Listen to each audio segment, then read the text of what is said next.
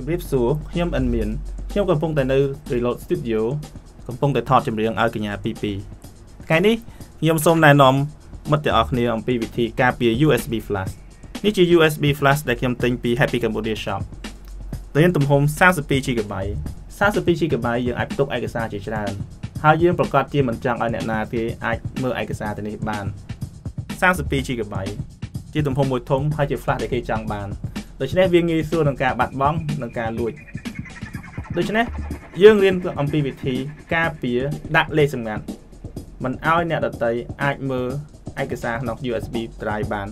តាមរយៈ BitLocker របស់ Microsoft Windows 7 និង Windows 8 បន្ទាប់ពីបានភ្ជាប់ flash ចូលទៅក្នុង USB port ហើយ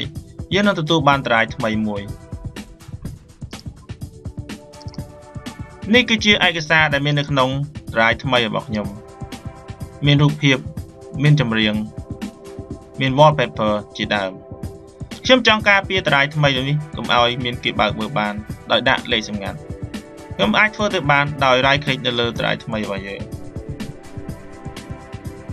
បន្ទាប់មកខ្ញុំជ្រើសរើស Turn BitLocker on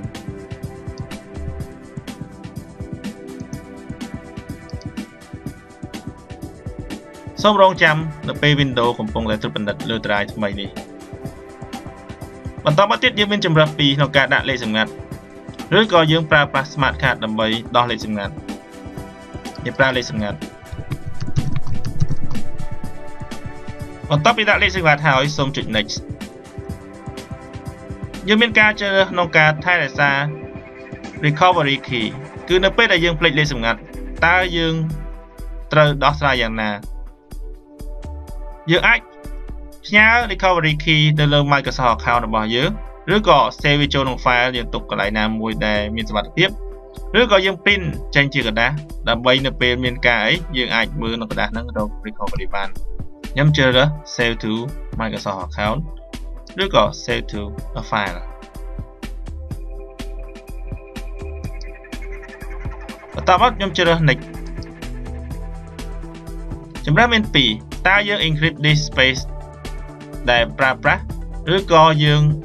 encrypt disk space ទាំងអស់យើងជ្រើសរើស increase use disk space only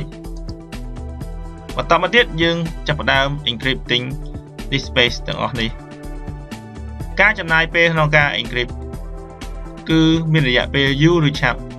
ទៅតាមចំនួននៃឯកសារនិងទំហំរបស់ flash ចំណាំនៅពេលដែលយើងកំពុងតែ encrypting disk space នេះយើងមិនគួរដក flash នោះចេញទេត្រូវរងចាំរហូតដល់ flash encrypt គ្រប់ចំនួន 100% សូមចុច close នៅពេលដែលវាបាន encrypt 100% ពេលនេះយើងសង្កេតឃើញថា flash drive របស់យើងគឺមានរូបកូនសោជាសម្គាល់ថា drive មួយនេះត្រូវបានយើង encrypt រួចហើយត្រូវការ password ចាប់ពីពេលនេះតទៅ drive មួយនេះនៅពេលដែលយើងភ្ជាប់វាមកកាន់ម៉ាស៊ីនវានឹងទាញរកលេខសម្ងាត់ដែលយើងឃើញរូបរាងដូចនេះមានន័យថា drive នេះពុំទាន់បានបញ្ចូលលេខសម្ងាត់ត្រឹមត្រូវនៅឡើយទេបើ click លើ drive ពុំបានផ្ដល់នៅឯកសារដែលយើងចង់បាននោះទេសូម right click លើ drive នេះរួចជ្រើ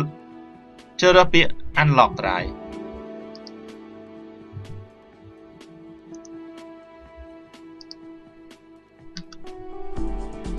សូមបញ្ចូលលេខសម្ងាត់របស់ drive របស់យើងត្រឹមត្រូវ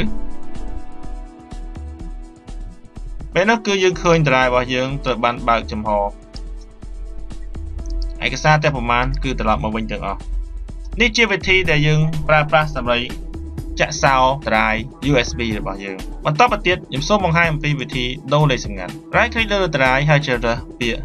change BitLock password ដាក់ password ចាស់និង password ថ្មីចំនួន2ដងជាចុងក្រោយខ្ញុំសូមបង្ហាញពីរបៀបដោះ encryption ចេញនៅពេលដែលយើងមិនចង់ប្រើប្រាស់ encryption ជាមួយនឹង drive របស់យើងទៀតទេសូមចុចលើ Manage BitLocker រួចជ្រើសរើស turn off BitLocker ចុចលើ turn off BitLocker រងចាំរហូតដល់ការងាររបស់វាធ្វើ 100% ទើបដក drive នេះចេញ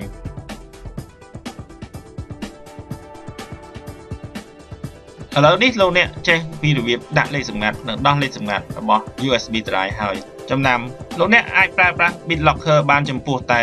Microsoft Windows Vista Windows 7 និង Windows 8 ប្រភេទ Ultimate ឬក៏ Enterprise Edition តែប៉ុណ្ណោះសូមអរគុណដែលបានតាមដានកម្មវិធីនេះលើក្រោយយើងនឹងយកវិធីការពារ USB drive តាមរយៈ software ឈ្មោះថា TrueCrypt ជួបគ្នានៅពេលក្រោយ